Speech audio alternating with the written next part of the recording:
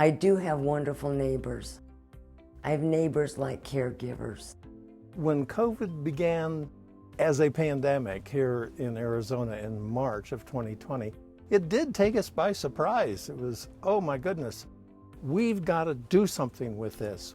We decided that we did not want our neighbors of Verde Valley Caregivers to feel isolated. In the first 4 weeks of the pandemic, we provided over 3,000 phone calls, and those have not stopped. They continue to go on. There are 2 registered nurses on Verde Valley Caregivers Board, and the 2 of us were called in with a couple of other retired nurses by Kent Ellsworth, the executive director, to write up a protocol for the volunteers, the staff, and the neighbors. And so we did that, and we also wore a mask, and we had rubber gloves, and we had all that protective stuff, plus the sanitizers, so that we could protect them and ourselves. So finally, the vaccination arrived, and that was in late January of 2021.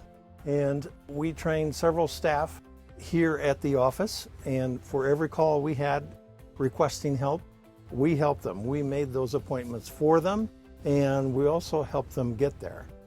Got my first shot in Flagstaff, caregivers took me up. I got my second shot in Cottonwood, and caregivers got me there. So I'd have been kind of like up a creek if it hadn't been for caregivers. As we've gone through this, what we have to do is reassure our volunteers, our staff, we're still in this. Let's come up with more ideas. So a group of us met with some retired doctors, and we decided that we were going to try and put together a mobile vaccination team. My mother cannot stand in line for a long period of time. She cannot walk for a long period of time. So I was really getting concerned about what I was going to do. And then when we were called by caregivers stating that we were going to start doing something here in the village for our seniors, I jumped on the wagon. I said, please come. And then 3 days later, they called us back saying, okay, we'll be there on March 1st. The thing that they've done for me was make my vaccinations available. Dr. Pete came to our home and gave both my daughter and I our vaccinations. They were very grateful and very thankful that Verde Valley Coalition cared enough to have this program. The most remarkable thing really, and it's so satisfying to see, is that so many people did step up to the plate.